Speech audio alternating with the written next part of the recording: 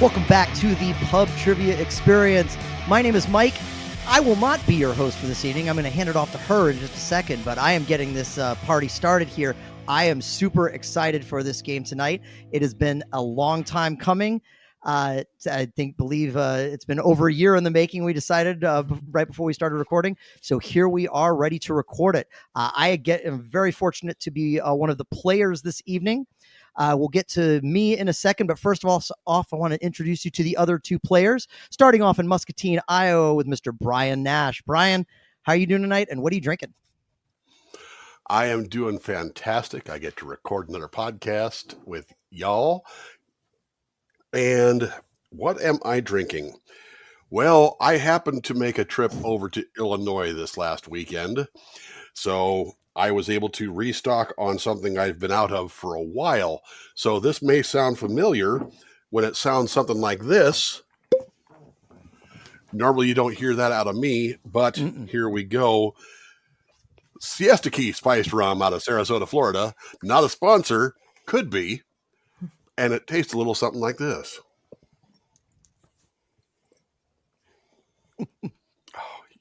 You just don't know how damn good this is. I really don't, because I can't find it. I don't think they sell in the entire state, so I haven't gotten my hands on it yet. Brian, for a second, the way that you tipped that bottle back, I thought you were going to take a J-style pull. But... it crossed my mind, but I do have to work tomorrow. So. Right, exactly. But I am going to pour myself a glass. Yeah, absolutely. All right, while Brian is pouring his glass, we're going to head east a little bit to Garfield, New Jersey, and check in with Christian Hernandez, El Guapo himself. Christian, how you doing, and what are you drinking? Hey, everyone. Yeah, I'm doing all right. This has been kind of a hell week, but day's over, and I'm ready for the podcast. As far as what I'm drinking, I was going to drink like the dregs of what's in my fridge for beer, because I haven't had a chance to go shopping for beer in a while. But Brian had a really good idea, so I'm going to bring out my bottle. Yes. And cheers, everyone. This is obviously Siesta Key Spice Rum, not a sponsor. Should be. And Amen. Should be.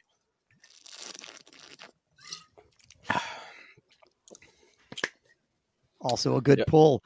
Very good. I love how you could tell the distinct difference between the pops, though. Christian's had a little bit less in it. Before I pass things off to our esteemed host for the evening, I'm going to go ahead and pop my beer. I very much like Christian. I'm kind of it's been a long time since I've been able to go on a beer run, so I'm kind of left with very minimal selection in my fridge. Fortunately, even that is still pretty good. I've got myself a blueberry breakfast stout from the Trim Tab Brewing Company out of Birmingham, Alabama. It's basically sort of like a blueberry pancake and coffee sort of put together into a beer can. So I've had this on the podcast before. It is very delicious. It's starting to get warm here. It's not quite stout weather, but I'm still going to enjoy it. And sorry, go ahead, Brian. I know. I was going to say I've had blueberry ales. I don't know that I've ever had. I've definitely never had a blueberry stout. I think this is the first one that I've had too. I'm kind of in the same boat, but this is actually really good. Sounds good. Really very good. It's got blueberry, coffee, maple syrup, cinnamon, and vanilla in it. So it is very much a lot of different breakfast flavors in there. That sounds like my kind of beer, yeah. And last and certainly not least, I'm going to hand it off to Natalie from all the way down under on the central coast of Australia. She's written a great game for us. I'm really excited to play it. So, Natalie, how are you doing? What are you drinking? And take us away. Tell us how the game's going to go, and let's get started. Okay, thank you very much. I am doing great. I'm always doing great when I sit down to do this. I must admit I've had a bit of a hectic morning. We've had a lot of weather here, so I've been running around cleaning up and unblocking drains and doing all those sorts of things. So I'm very happy to be sitting here now, relaxed and ready to roll out this game. I hope that you guys enjoy it as much as I have enjoyed putting it together. What I'm drinking before I get into that, though, is it is morning time and I am steering the ship. And I did wake up with a little bit of a scratchy throat today. So those factors combined, I've gone with the good old orange juice, get a bit of vitamin C. And I do have an orange juice that's local to us. So it's called East Coast is the company. And there's an orchard, and I don't know what you call the plant where they make the orange juice. I don't know, whatever that's called. It's about an hour away from us at a little place called Colnura. So I have pre-poured, given I had a lot to organise with all the questions and things. So I'll just have a sip. Oh, it's lovely. It's low pulp, which is nice. Didn't go hard one way or the other. Low pulp is a nice middle ground. All right, so thank you so much for giving me the opportunity to be able to run this game today. There is an overall theme to our game, and that theme is the song "We Didn't Start the Fire" by Billy Joel. Now, I'm sure all of our listeners are very familiar with that song. It often pops up in trivia, but usually it kind of pops up at the end as a hidden theme. You answer all the questions and then go, oh, all those questions were mentioned in "We Didn't Start the Fire."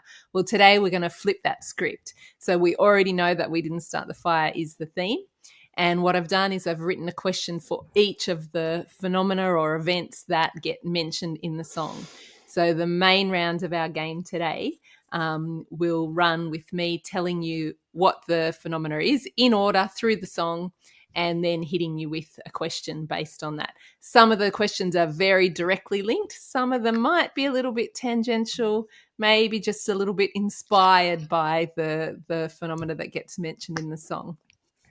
But if anyone has ever counted up how many things get mentioned, there's 119 things that get mentioned. Wow, so perfect. That's a lot of questions for us to Love get it. through. So we're going to break this into 2 games. So this episode and next episode. And we will have a pre-game for each of those games just to, get us primed, get us ready. Then the main round, you'll each answer 20 questions. Now, anyone doing the math, 119 isn't exactly right. So I did just create a special question for that last 120th question. So there will be an even number of questions each. So each game you'll answer 20 questions each from the song, and then we will have a wager round at the end. The wager round will work like the normal sort of wager rounds in a hot seat style game here on PTE. But there will be an overall theme that's inspired by the song in some way. And just to add a little bit more fun to all of this, we are going to bank the final scores from Game 1, Jeopardy Tournament of Champions style, carry them over and add them to the final scores of Game 2. So we will have an overall winner at the end of the 2 episodes. When you're doing your wagering later on, remember not just to think about winning today, but think about the long game of winning both. So that's our plan. Any questions before we jump in? No, I don't think so. Pretty straightforward. All righty. All right. So our pre-game, we need to decide a playing order. Guapo, you're first on my screen. So would you like to go first, second, or third for our pre-game? Let's go third. Okay. And Brian, you're second on my screen. So would you like to go first or second for our pre-game? Okay, you said these questions are all firing in order? Well, yes, but the pre-game is okay. separate. All right. It's inspired, but separate. Yep. Okay. In that case, I guess number 1 or number 2. Well, they tell me I'm the shit, so I guess I'll go number 2. Nice logic. And so, Mike, that brings you up first. So, yeah, that's our order for the pre-game. The main game may change. We'll just see how the scores shake out. So our pre-game is going to be all about movies and TV shows that may or may not have featured the song "We Didn't Start the Fire." So I've got a list of TV shows and movies, some of which have featured "We Didn't Start the Fire" in some way, and some of which have not. Your job is to tell me yes or no to the show or movie you are given. So some of them will have the actual song just playing somewhere in the show. Some are the cast recreating the song. Some are parodying it in some way. So it's just a matter of, was this song featured in some way, shape or form in the TV show or movie I give you? And I did Chris's trick of selecting more than we needed, choosing 12 at random, and then randomizing again for the order that they're presented. So you'll have 4 questions each. so with a chance to gain 4 points in this pre-game round. Okay, All are we right, ready? sounds good. Absolutely. Yes. All right, Mike, you're up first. So the TV show Veep, did this feature We Didn't Start the Fire at all? To my everlasting shame, I've seen like half an episode of Veep. I've never sat down and watched it. It's always seemed like it's one that I should watch. It's supposed to be fantastic, but I've just never actually watched it. So I don't really have much of a thread to pull on here. However, it just seems like a show that would have somehow in some way involved We Didn't Start the Fire at some point. So I'm going to say yes. That is a correct answer. Apparently, I'm the same. I've watched one episode on an airplane and really enjoyed it, and then just never picked it up.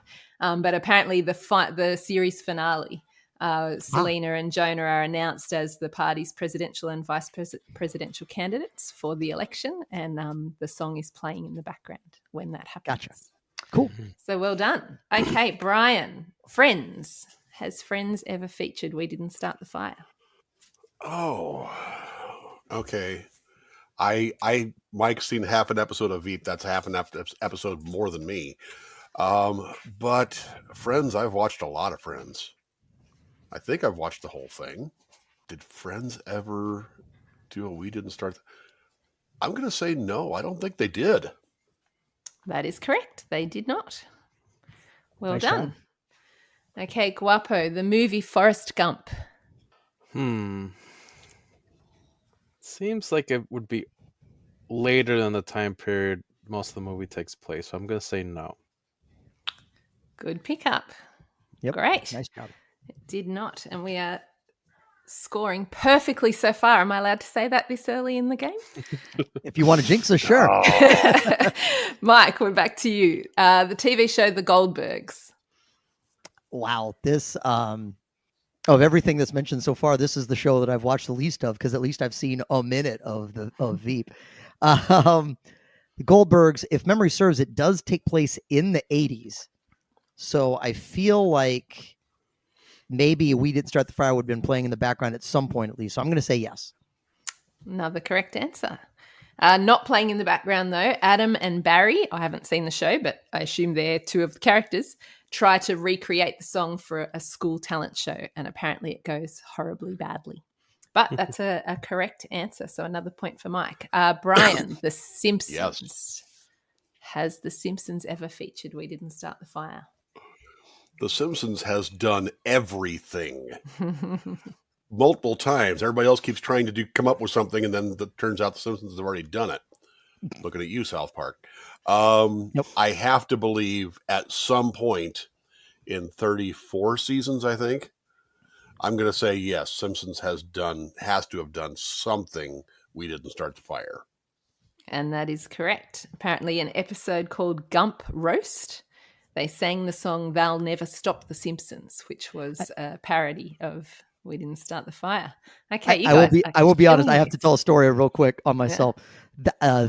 For whatever reason, that song, that parody, and not the real song "We Didn't Start the Fire" is what was going through my head right before, right this evening while I was anticipating this episode. You'll never stop the Simpsons. Have no fear. We have stories for years. Yeah. Anyway, sorry. So I thought it was funny that it came up. Yeah. Okay, Guapo, your next one is the TV show Smallville. Never seen Smallville. I'm gonna guess no. That is correct. Okay. The So killing bad in a continues. I didn't jinx you. All right, Mike. West Wing. TV show West Wing is your next Ooh. one. Golly, I watched a lot of West Wing. Love the West Wing. Did We Didn't Start the Fire ever appear on the West Wing? I do not specifically recall it. I can't game theory this because I've had 2 yeses in a row, but you said that you did more and randomize it, so it's hard to game theory when you do that. But I still got to say no. I don't think they did. That is a correct answer. Well done. Whew. Okay, Brian, The Tonight Show with Jimmy Fallon. Oh, as much karaokeing as Fallon does, Fallon has to have done some We Didn't Start. I think I may have actually seen that one. I'm going to say yes. Fallon has done We Didn't Start the Fire. He sure has. He did it with a bunch of the stars from the MCU. It was all MCU themed. Yes, And that's right. There was a bunch of them. So yes, I have seen that. Ah, there you go. Okay, Guapo, Futurama. I can see Bender singing some kind of version of this, so I'm going to say yes. And the streak continues. Yes is correct. I've not seen Futurama either, but apparently it was the episode The Series Has Ended, and it was Professor Farnsworth's band, the big band. They play a version of the song with lyrics that are Futurama themed. All right, last round. Mike, Saturday Night Live. Oh, gosh. I mean, at this point, Saturday Night Live has been on longer than it's like one of the few things that's been on longer than The Simpsons. And if The Simpsons done it, I mean, I sincerely doubt there's anyone who has seen all of Saturday Night Live, but I gotta feel like Saturday Night Live's done something with We Didn't Start. Okay, so let's figure it out though. All right, Saturday Night Live would have existed for at least 14 years before We Didn't Start the Fire started, or before We Didn't Start the Fire was came out, I should say. Gosh, I just don't know. There's part of me that feels like Saturday Night Live has to have done something with it, but there's part of me that doesn't remember Saturday Night Live doing anything with it. I'm just going to say yes. Yes is correct. But it wasn't what you would expect, which would be some parody, some funny thing. It was just Billy Joel being musical guest, singing and We playing Didn't Start the Fire. That seems obvious, actually. Absolutely. Okay, Brian, The Office. TV show The Office, American version. Oh, okay. This was genuinely hard. I have not watched much Office. Parks and Rec, I've watched the whole damn thing. Office just didn't trip the same trigger. But I feel like I could see Michael Scott trying to come up with something cool with a parody of We Didn't Start the Fire about Dunder Mifflin. And I'm going to say yes. Oh, the flavor text is wrong, but the answer is correct. It was Dwight, and he sang a song about Ryan. Ryan didn't start the fire. Oh, right. Oh, gosh, I do remember that. Now that you say it, I do remember that. Well, you scared me there. Yeah, no, that was a reaction, yeah.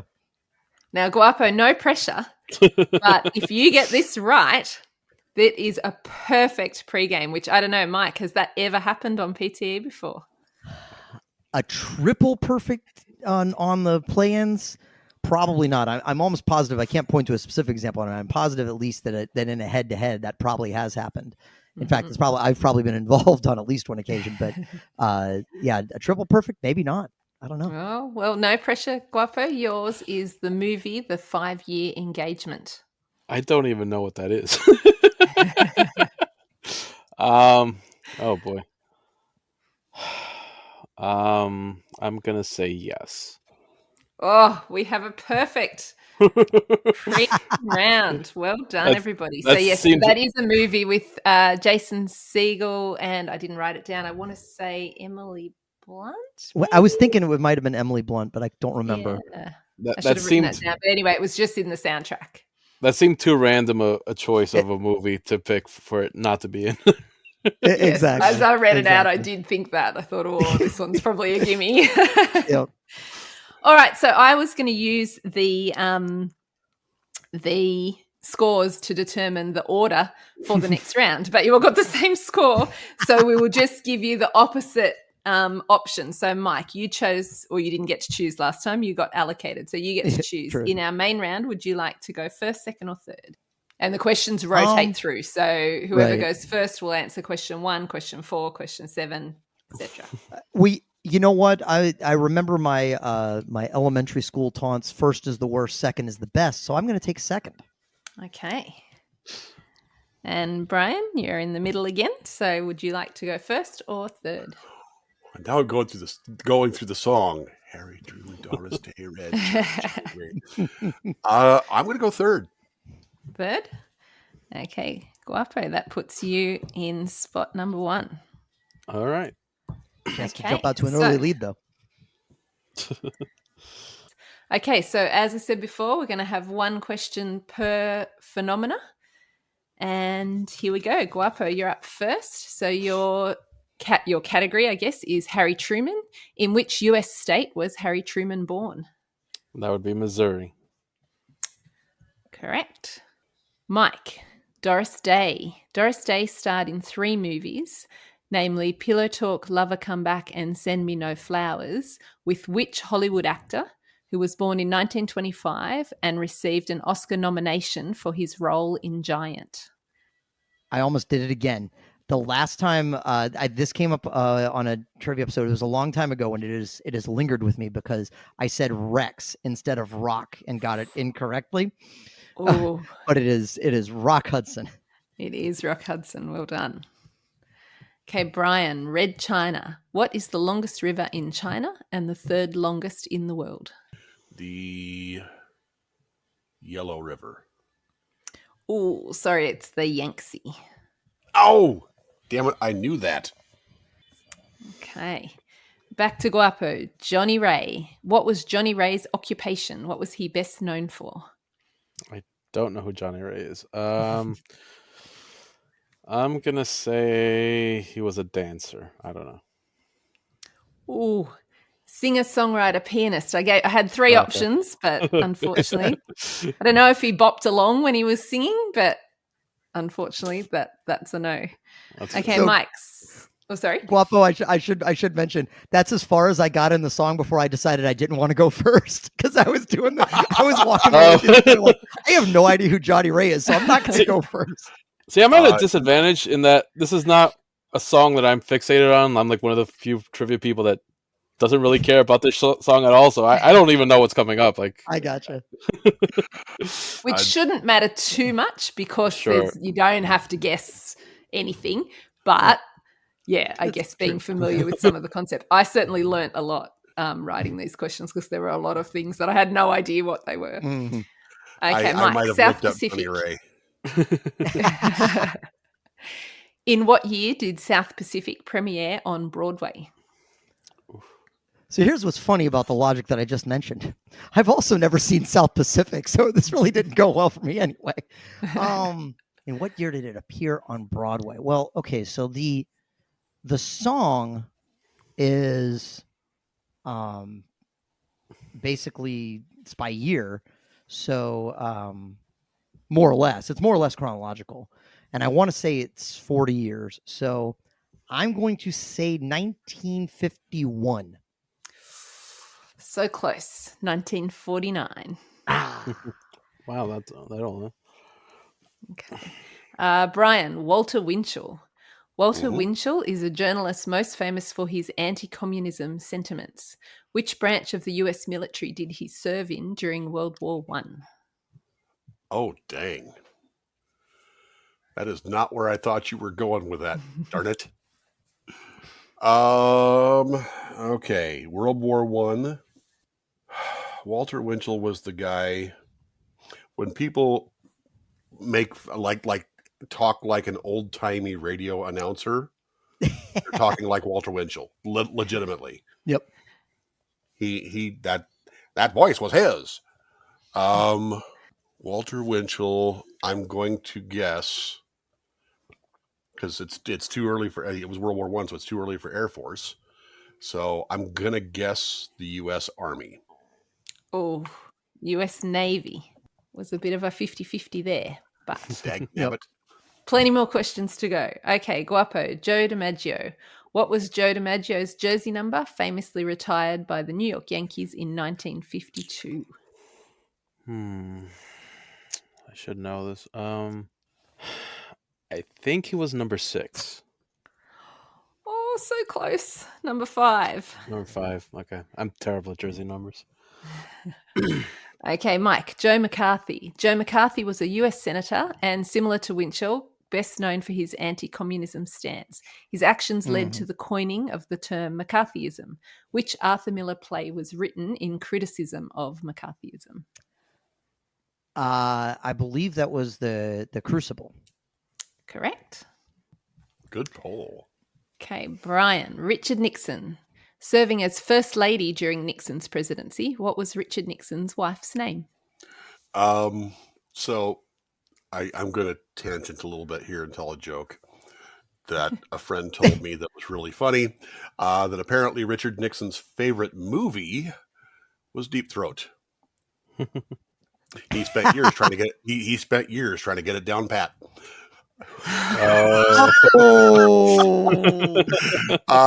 Patricia Nixon was his wife. I really don't want to give you the point after that, but that is correct, and I will give you the point. Wow. Yeah, That was pretty fantastic. I'm sorry, Natalie. It's all good. Okay, moving on. Guapo. Studebaker. The Studebaker automobile manufacturer was originally based in the town of South Bend in which U.S. state? Well, the only South Bend I know is in Indiana, so let's go with that. That's the one. Well done. Nice job. Okay, Mike. Television. The Emmys are the USA's primary television awards presented by the Academy of Television Arts and Sciences. The Emmy statuette is holding an electron to represent science and has what unusual physical feature to represent the arts? I'm trying to think of what an Emmy statue looks like. I can't believe I can't remember. Unusual. Oh, is it unusual what to represent the arts? Unusual physical feature Physical to represent feature. the arts. In my head, for whatever reason, I picture it with wings. So that's what I'm going to say. That is correct. Well, that would be the reason then, because I was. If you're gonna pick an award statue to attack someone with, I think an Emmy is the best choice. They're very sharp. Yes, lots of pointy bits. Okay, Brian. North Korea. Within 5 million either way, what is the current population of North Korea? Oh, dang. As per Wikipedia, checked yesterday. Okay. 29th of April 2025, in case anyone's listening to this 10 years in the future. Right. As of this week, now once the bombs start dropping wait, no, that's telling goodness. things. Oh, God. Okay. I'm going to guess 40 million. Oh, too high. 26,571,036 people. Guapo, South Korea. In what year did Seoul host the Summer Olympics? I think this was 1980, if I remember correctly. Oh, sorry, right decade, wrong year, 88. 88, okay. Okay. Mike, Marilyn Monroe. What is Marilyn's real first name? Thank you, Elton John. Norma Jean. Norma Jean is correct. What does Chris say about the hot seat giveth and the hot seat taketh thing away? Absolutely, for sure. There may be a little bit of that happening today. Yep. Okay, Brian, the Rosenbergs. Julius and Ethel Rosenberg were convicted of espionage and executed by electrocution. At which New York correctional facility did this execution take place? That happened at Sing Sing. It sure did.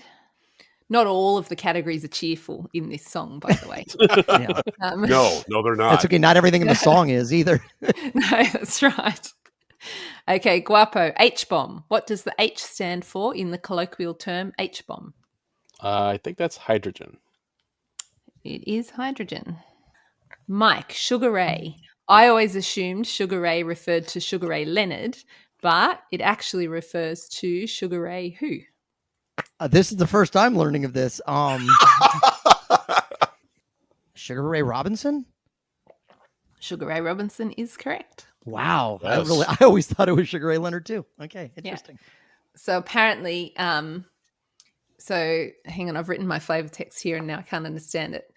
Sugar Ray Leonard's first, so Leonard's first name. Sugar Ray Leonard's first name is Ray, and he named himself Sugar Ray in honor of Sugar Ray Robinson. So Sugar Ray Robinson came first. Sugar Ray Leonard picked up the sugar in honor of him. Cool. Okay, now my pronunciation, I apologize in advance. Brian, Panmunjom. Panmunjom is a Korean village which rose to fame during the Korean War. Which pivotal event of the war occurred there? So I've actually been there. I was stationed in Korea for a year. Yeah. That is where the armistice, I believe that's where the armistice was signed. That is correct. The peace house. It's a blue building. Okay, so maybe a good position selection for you. For I got lucky. question. I did not get anywhere near this far down the line, so I had no idea. Okay, Guapo, Brando. Marlon Brando had many great movie roles with many great movie lines. Which Best Picture winning film contains the quote, "I could have been a contender. I could have been somebody"? That was set in Hoboken, New Jersey. That's on the waterfront. Sure is. Well done. Great film, Okay. too.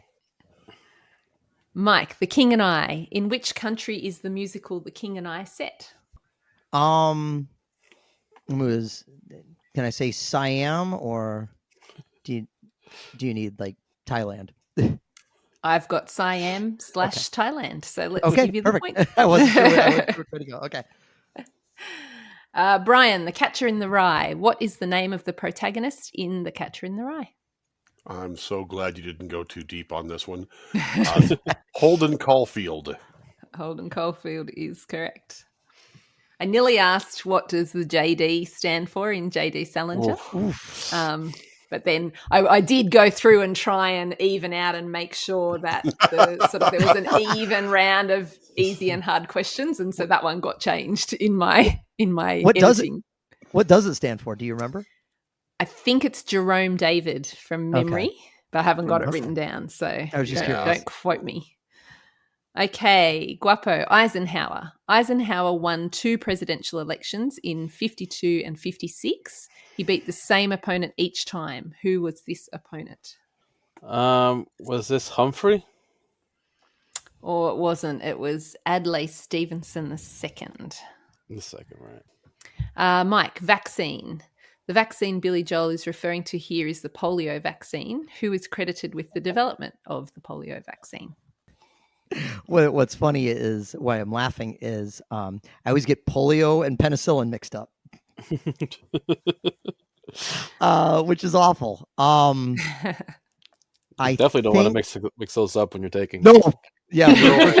I mean, in terms of who discovered them, though. I'm gonna say Salk. Salk is correct. Okay, you went the right way. Woohoo! Okay, Brian, England's got a new queen. Queen Elizabeth II was on a royal tour when she learned of her father's death and her ascension to the throne. Which African country was she in at the time? Oof. I think I might have heard this question sometime on PTE. Now, the one I just heard was how old was she? She was 26 or 27. What country was she in? I'm going to guess Tanzania. Oh, Kenya. Oh, next door. Brian, I could be wrong, but I think it was a recent Frenemy episode that came up. But it was definitely could be. It definitely came up pretty recently on the network somewhere. Yep. Okay. Okay, Guapo, Marciano. Rocky Marciano died at age 45 on a dark and stormy night. How did he die? I'm going to go with car accident. I don't know. Or plane crash. Plane crash. Okay. Along the right lines. Yep. Mike, Liberace. Which Oscar-winning actor starred as Liberace in the 2013 HBO film Behind the Candelabra? Oh my gosh. I never saw this movie, but I do remember it existing. You said 2023? 2013. 2013. Okay, that makes more sense. Okay, I was like, for some reason in my head, I was like, I didn't think it was that recent. 2013. Oh, gosh. I absolutely remember this existing and absolutely cannot remember who was the star. Oh gosh. Yeah, this geez Louise. 2013. Liberace. Did you say Oscar winning? Yes. Okay. Oh goodness. I cannot pull anything. I don't think it's no, it's not. It's not right. That's not right. It's not right. But I'm going to spare us any more time. I don't think I'm going to get there. Philip Seymour Hoffman was what popped into my head.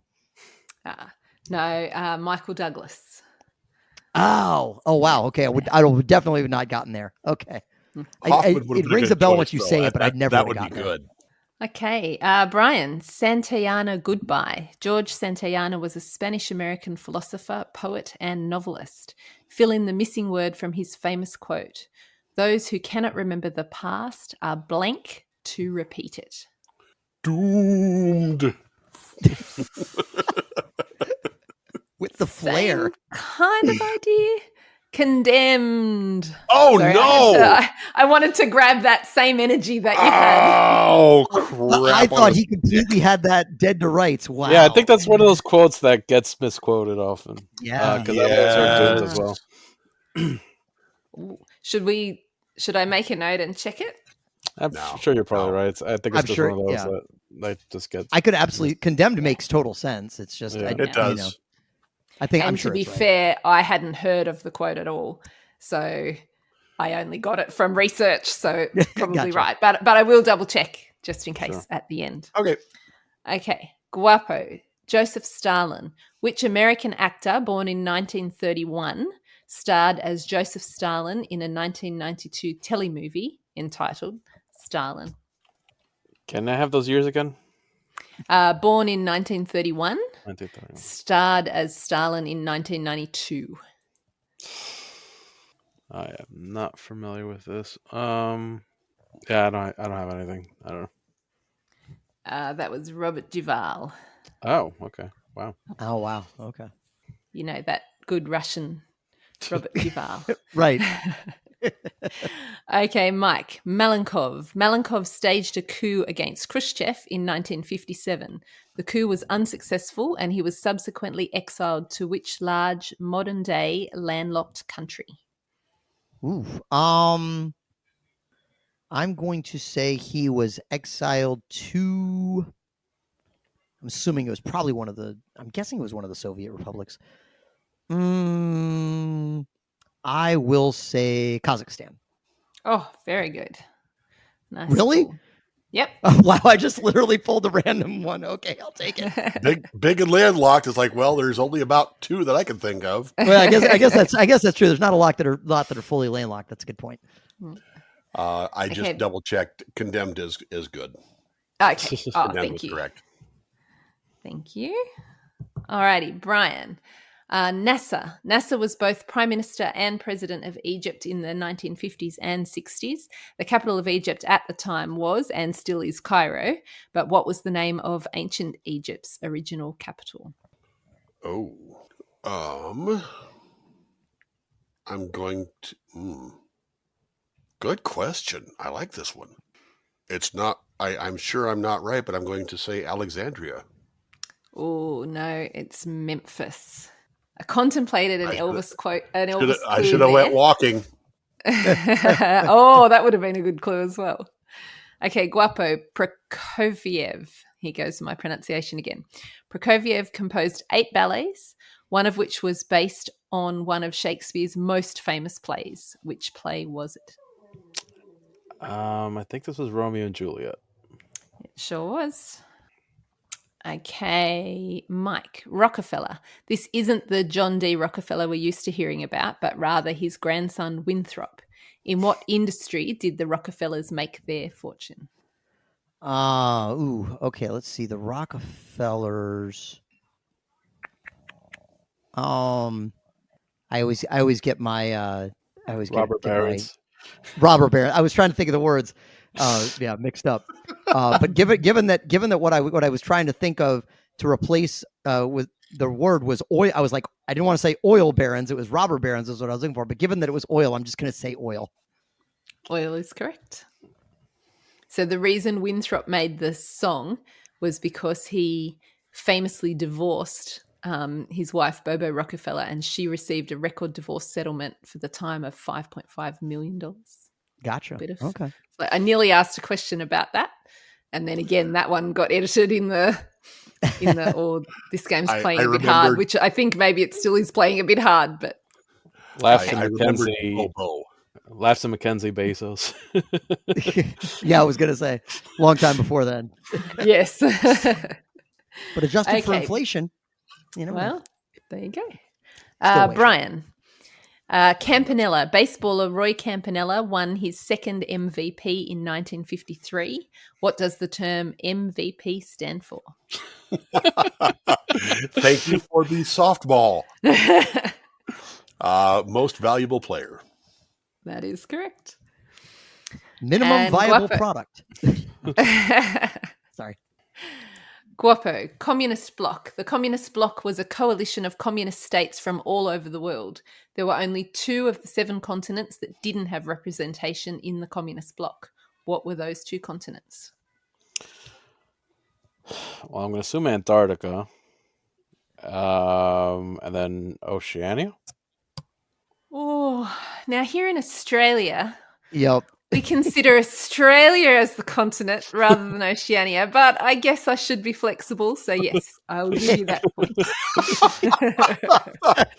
That might be just, Read a the little bit room, of Guapo. prejudice that we have here. All right, Mike. Roy Cohn. Roy Cohn was an American lawyer and prosecutor. Which famous figure named earlier in We Didn't Start the Fire was he most famously linked to? Ooh, that's a great question. Because Roy Cohn is not someone that I know outside really anything of outside of We Didn't Start the Fire. So famous figure mentioned earlier in the song. Let's see. So. How far back do I start from the beginning here? I'm going to say the Rosenbergs. Oh, no, sorry. Good guess, given he was a lawyer, but it was actually Joe McCarthy. He was McCarthy's chief counsel during the Army McCarthy trials. And he's got quite the resume. Later in life, he was linked with Trump, Aristotle Onassis, John Gotti, and George Steinbrenner. Huh. So there you go. Interesting life. No doubt. Only represented the best, I guess. Jesus. You keep using that word. Brian. You do not think it means what you think it means. Brian, your category is Juan Perón. Actor Jonathan Pryce played Juan Perón in the 1996 film Evita. Who played his wife, Ava Perón? Don't cry for me, Argentina. Madonna played his wife. Beautiful. I love an answer in opera. Okay. Oh, speaking of opera, Guapo, Toscanini. That was a great segue. Arturo Toscanini, a famed Italian conductor, was for a time the music director at which famous opera house located in Milan? I think that's called the Prada. Ooh, I've got La Scala. Oh, okay. Yeah, no, okay. Yeah, I don't know. Mike, Dacron. Dacron is the brand name for a specific polyester fabric product produced by which American manufacturer, famous for producing this and many other synthetic materials? Oh gosh, it's funny because as we're going further in the game, I'm trying to play forward in my head to get what I'm going to get next. I get to Dacron. I'm like, I have no clue what Dacron is. What the heck?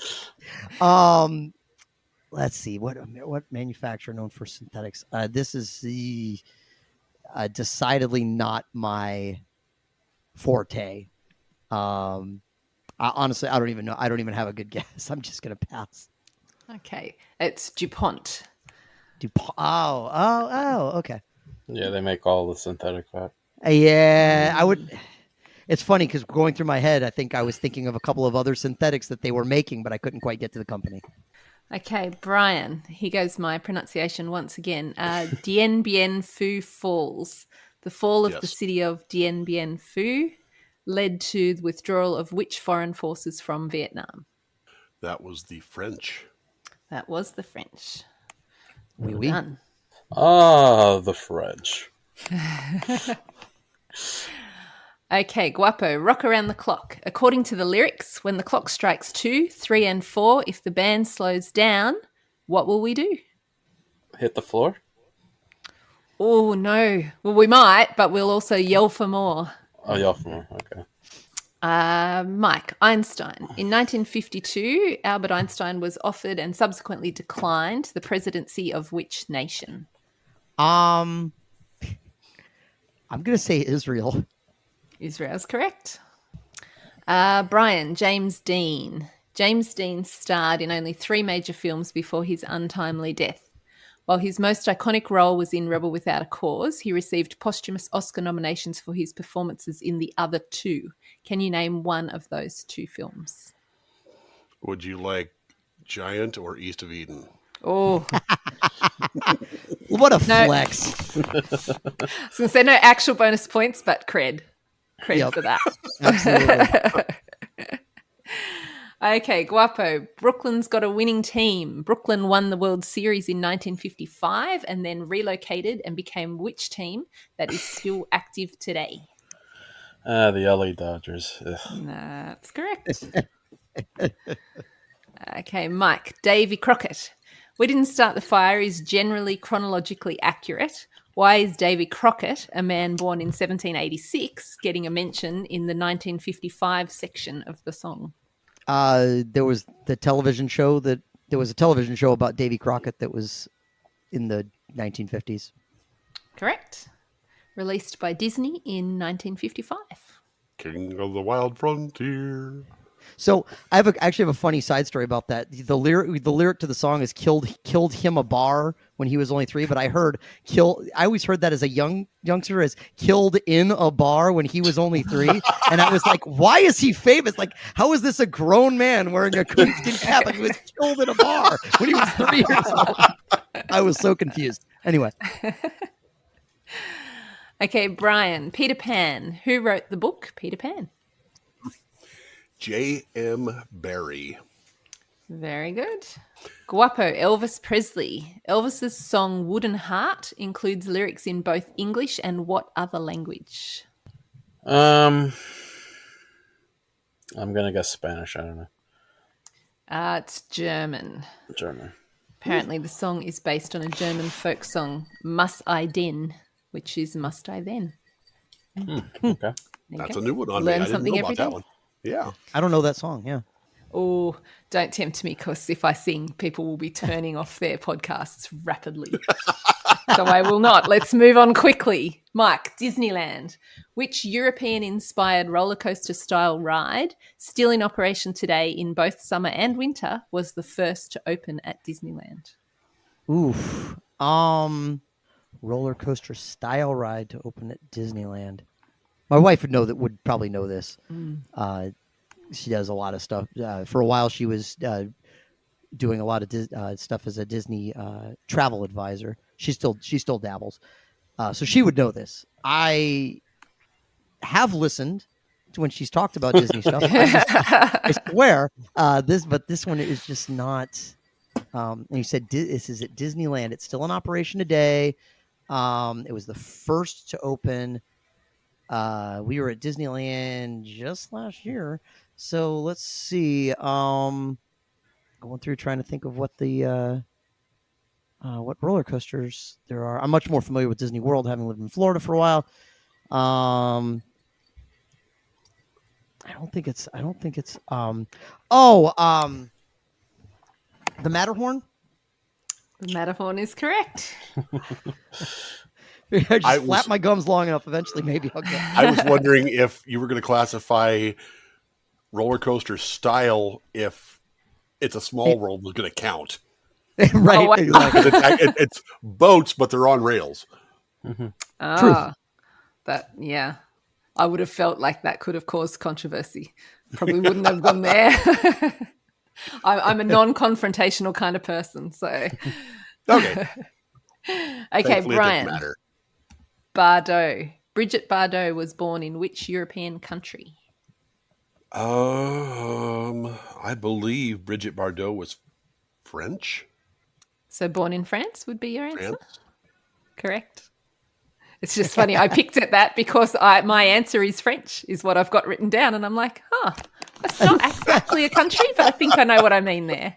Right. I think I might have changed the question around a little bit and just didn't update the answer. But France is correct. Okay, Guapo, Budapest. Budapest is the largest city on which European river? That would be the Danube. That would be the Danube. Very good. Mike, Alabama. Oh, that landed well. Maybe. Montgomery is the capital of Alabama, but which city is its largest? You have this as of today, like recent data? As of this one was probably a couple of 3 months ago.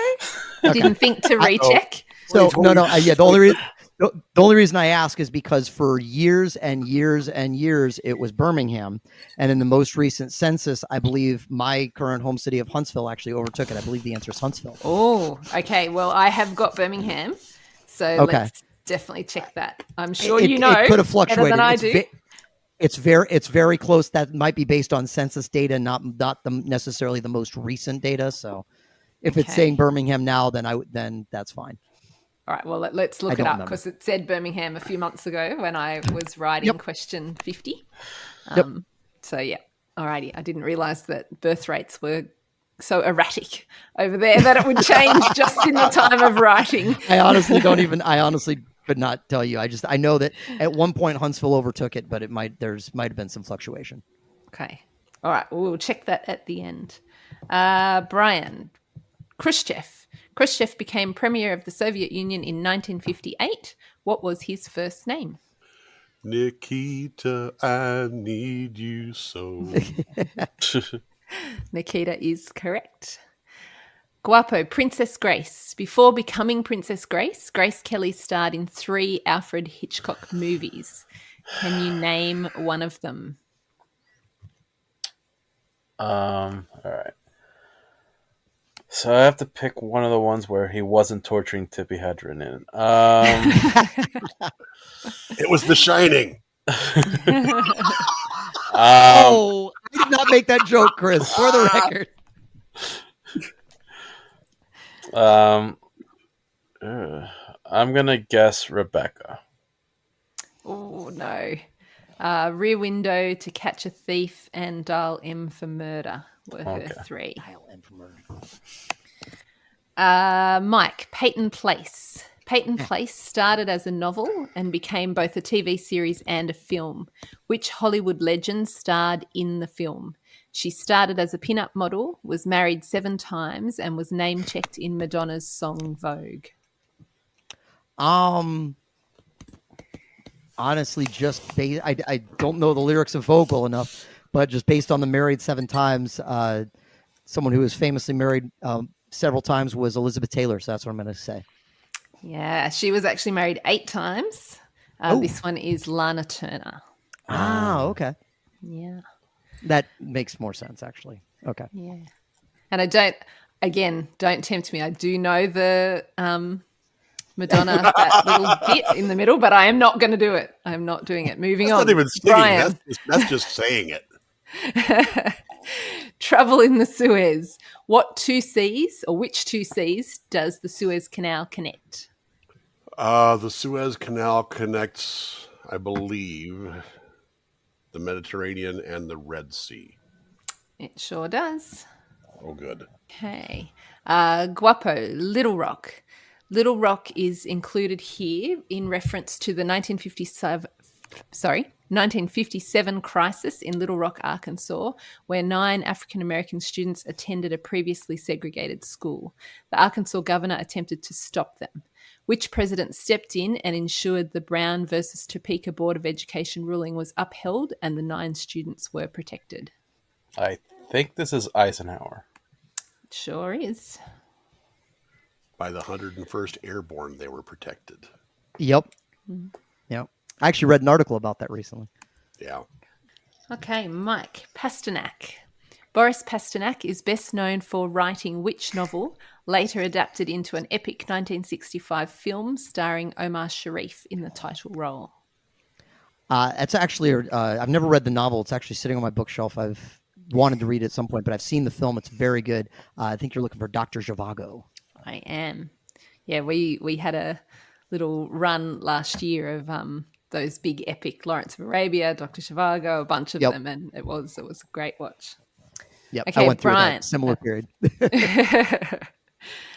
Brian, Mickey Mantle, which Seinfeld character tells a story which includes the detail of him being at a baseball camp and punching Mickey Mantle in the mouth?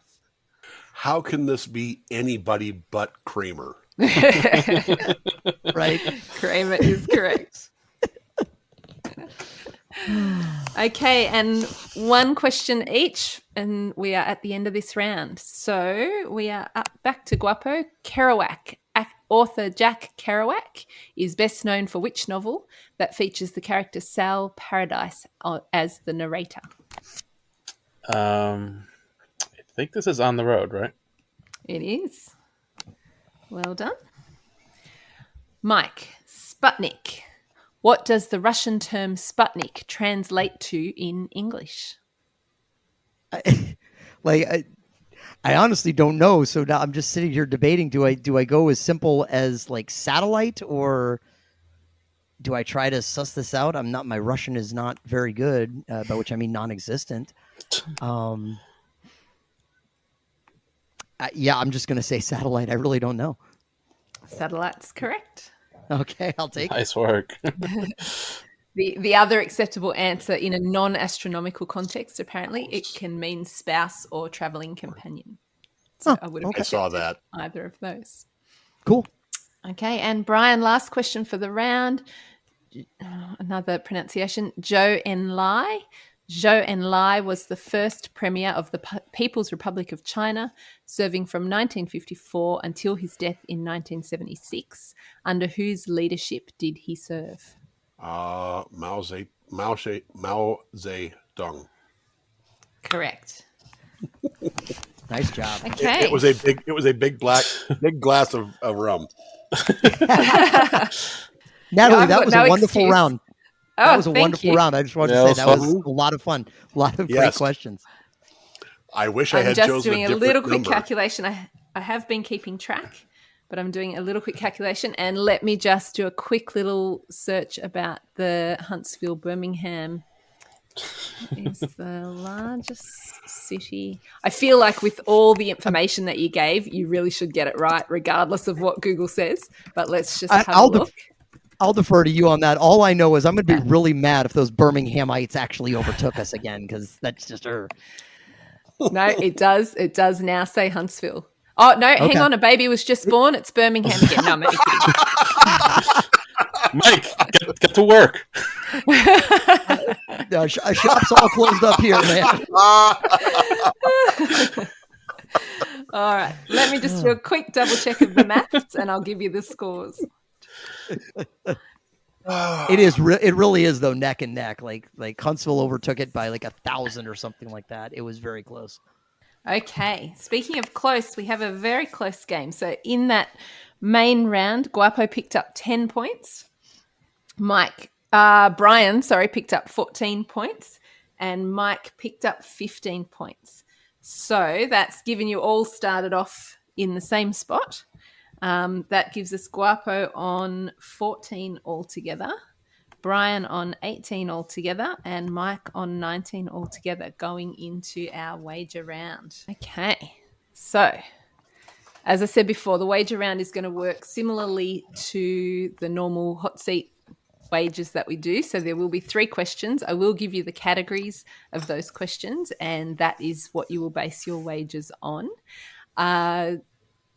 Chris says all that stuff about no negative numbers, no half numbers. So you know all that normal stuff. Just do normal wagering, normal numbers. Just tell Mike to stop being Mike. He blames that on me, but that is unfair.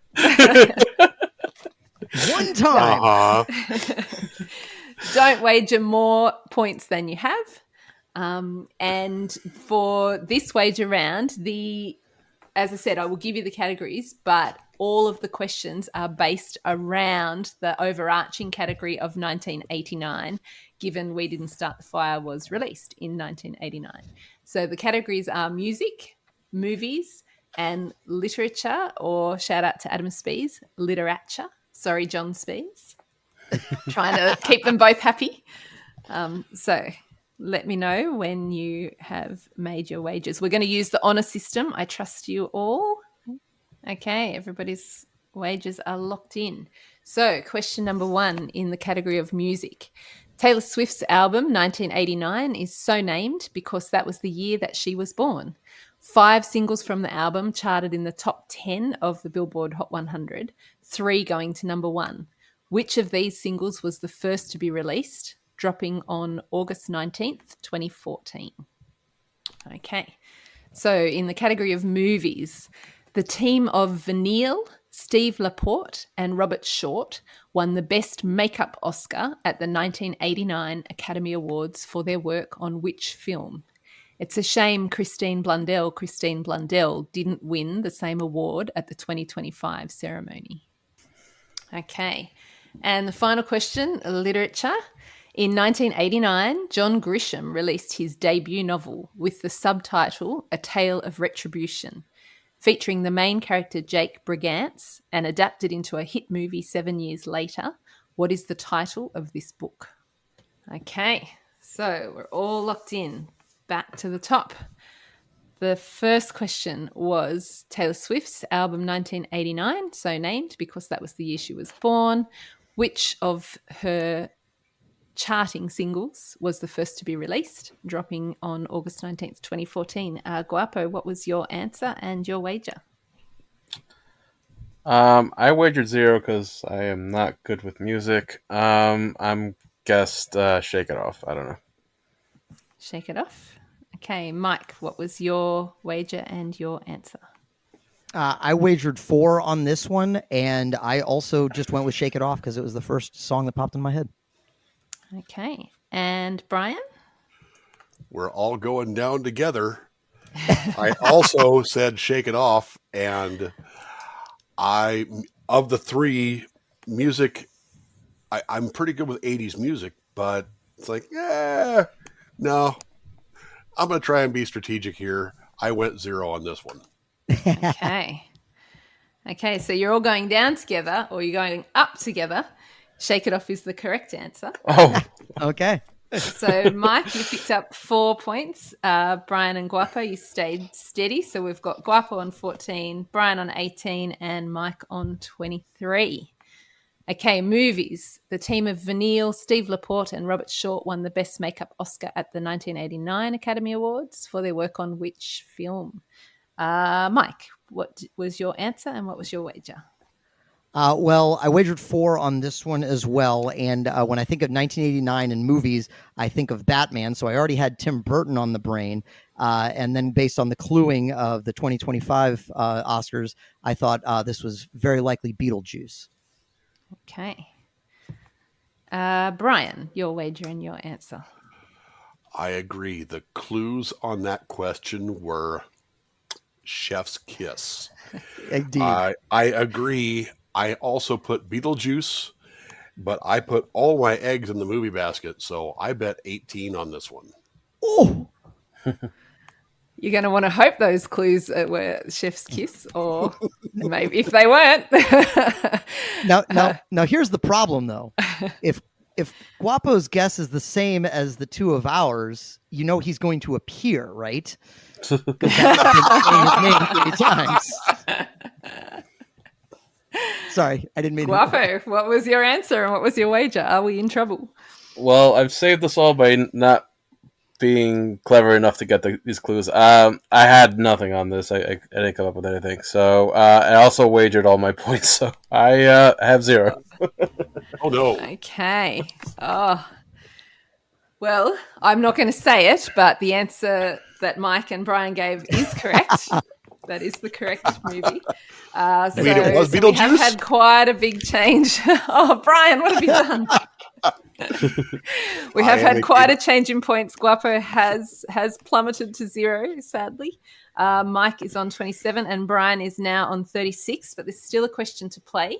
So literature. In 1989, John Grisham released his debut novel. What was the title of this book? Guapo. Well, I think we know your wager. What was your answer? I think this was The Firm. That's my guess. And Mike? Stop me if you've heard this one before. I wagered 4 on this one. My strategy here was I felt actually pretty equally good on all the categories, so I decided to wager as if, like, regardless, I would have a little bit left over to carry over into the second half. And if things went well, then I'd be in a pretty good spot. I put A Time to Kill on this one. I think The Firm was. I think A Time to Kill didn't really do very well, and then The Firm was released a couple years later, and that was kind of what really took off. And then A Time to Kill kind of came out, kind of had a resurgence after that. And Brian, I apologize. It was actually your turn to give your answer and wager first, and I got mixed around. But lucky last, right. Bringing up the rear beautifully. What was your wager and answer? Well, I think it's no surprise that I wagered 0. So, of course, it's all good. I thought that The Firm was not his first one, but in the moment I couldn't think of what it was, and I'd already bet 0, so I wasn't going to spend too much time on it. But I did put The Firm, but I think Mike is right that A Time to Kill came first. Okay, so yes, you are right that Mike was right. A Time to Kill was John Grisham's debut novel. So Mike picking up 4 points there. So that gives us a final tally for game 1 to carry over. Guapo, a little bit of work to do in game 2 to pick up. You have ended on 0 points, but a gutsy wager, which is always appreciated. Mike, you have finished on 31, and Brian, you have finished on 36 points. Nice work. Nice wagering, Brian. Yeah. So well done, everyone. That brings fortunate. Game 1 to an end. So I might hand back over to you, Mike, to do the formalities to wrap up the episode. Absolutely. Yeah. First of all, as I said before, Natalie, this first half of this game has been absolutely fantastic. Extremely well-written questions. Fun game. I love the theme. I love the style. Everything. It's great. It's been tons of fun to play, and I know that Brian and Christian would agree with me. For the listeners, if you like what we're doing here on the PTE network, first of all, we have tons of other shows that you can check out all over the network. We have Boozy Bracketology, Verboten's back, Frenemy Trivia, our newest Skillet Brew Trivia, and I think Draft Days is coming back too around the corner. So be on the lookout for all of those things. If you like what we're doing here also, and you have the financial means to do so, I would like to support the show. Patreon.com/PTEBB is your source to do that. We have several different tiers of support. Both Guapo and Nash are Patreon supporters, and Natalie, of course. And you get bonus content that releases throughout the month. Tons of great stuff over there. So definitely check that out if you can. And hey, if you can't, we totally understand that. But you do have a minute or two to leave us a 5-star rating, write us a review. Really helps us grow our audience. That would be fantastic. And connect with us on the socials. We are active. Some would even say hyperactive on our Discord. All of that information can be found in the show notes. But for the time being, I think we're going to sign off here, and the follow-up episode to this episode will be airing next week. Until then, I've been Mike. I've been Natalie. I've been Brian. I've been Guapo. Have a good one, everybody.